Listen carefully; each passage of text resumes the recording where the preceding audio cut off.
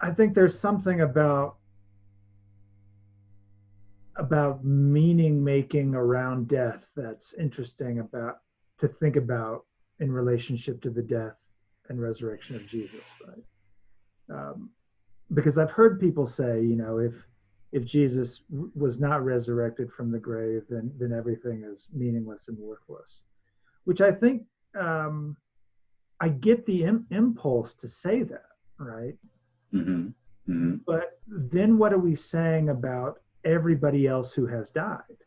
Are they rendered meaningless because they've died, right? Um, and I don't think that's what we want to say, right?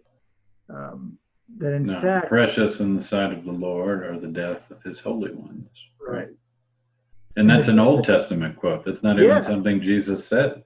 right, yeah. Thank Wisdom of Solomon for that, right? Um, but Christ's death is the one that, by his dying, sort of meaning is made through his death, right? Um, Yeah. yeah, And I think that that's where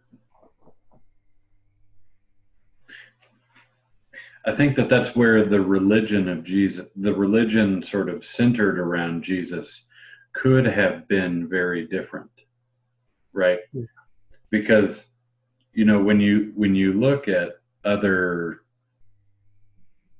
sort of world religions or spiritualities or systems of belief, it's all about proclaiming the power of the God, right?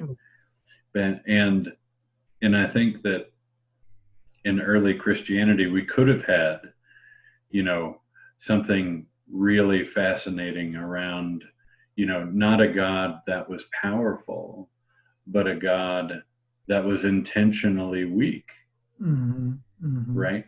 And right, um, and a God that demonstrated power by giving it away, right? right, Because that when you and God in the Old Testament record sort of at the core, and there are moments when the Lord deviates from this in the Old Testament record, but God's sort of self-emptying throughout the Old Testament is constant, right, right? You have the Lord sort of delegating the ability to perform miracles to Moses and Aaron in the beginning, and then taking that spirit and putting it on top of the 70 um, Israelite elders after that. Um, and I think that the trajectory of the gospel sort of mirrors that, mm-hmm, which is that, in Christ's death, the apostles are able to do things that Christ was not able to do in his life, right, right? Because right, they're able in thousands to go out and heal and cast out demons, whereas Jesus was just one man that was constantly being harassed by these crowds of people that wanted to see and touch him, right? right, And the disciples were able to, and so it's this constant sort of the way that God constantly reacts to God's own power is right, to give it away. right. Yeah, Uh, well, and then for Jesus to say, "And we will do greater things than him," right? and what kind of God says that? Right, right. Yeah, yeah. That this giving away, this emptying. I mean, the Philippians passage that we're going to hear on Palm Sunday, right? This coming Sunday, the Christ him of Philippians, though he was in the form of God, did not regard equality with God as something to be exploited, but rather taking the form of a slave, right?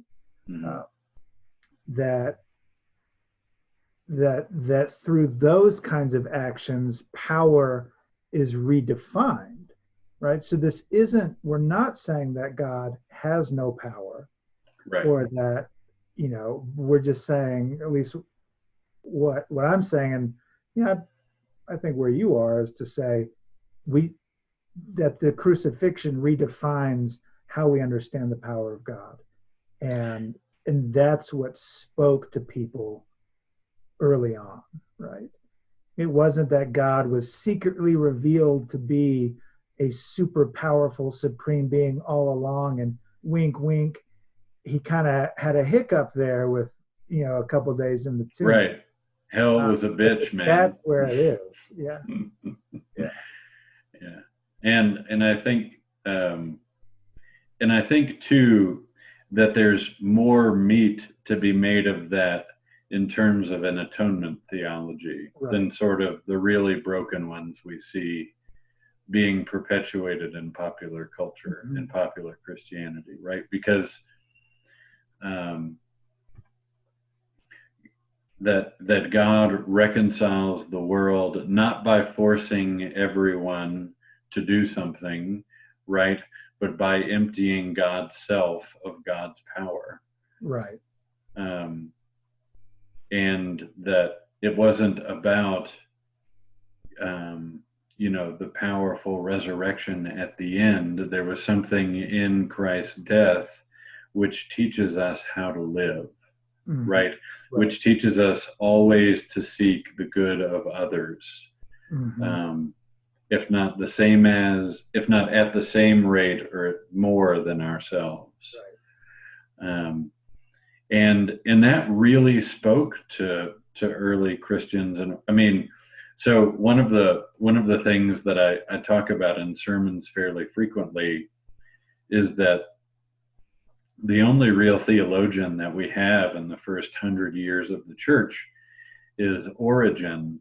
Right. And it's because Christians were martyred by the thousands, right? They were cannon fodder for the Colosseum in Rome. Right. And they sought that joyfully, like in this sort of masochistic glee. Right. Yeah, right? Absolutely. And so the reason why Christianity didn't really develop a sound theological system for 300 years is because we were all too busy dying. We were all too busy following the example of God to spend any time putting pen to paper and working out a systematic theology. Yeah, absolutely. Yes. 100%, and we've come to understand martyrdom and witnessing differently now, thank goodness. And I think and I don't want to sort of disparage the witness of those thousands that gave their lives by saying that it's better, because I don't necessarily, but that it's really about giving our life rather than dying, right? It's about giving our lives to the service of others. It's about finding sort of where God is calling us to minister to the deep needs of the world using our God-given gifts.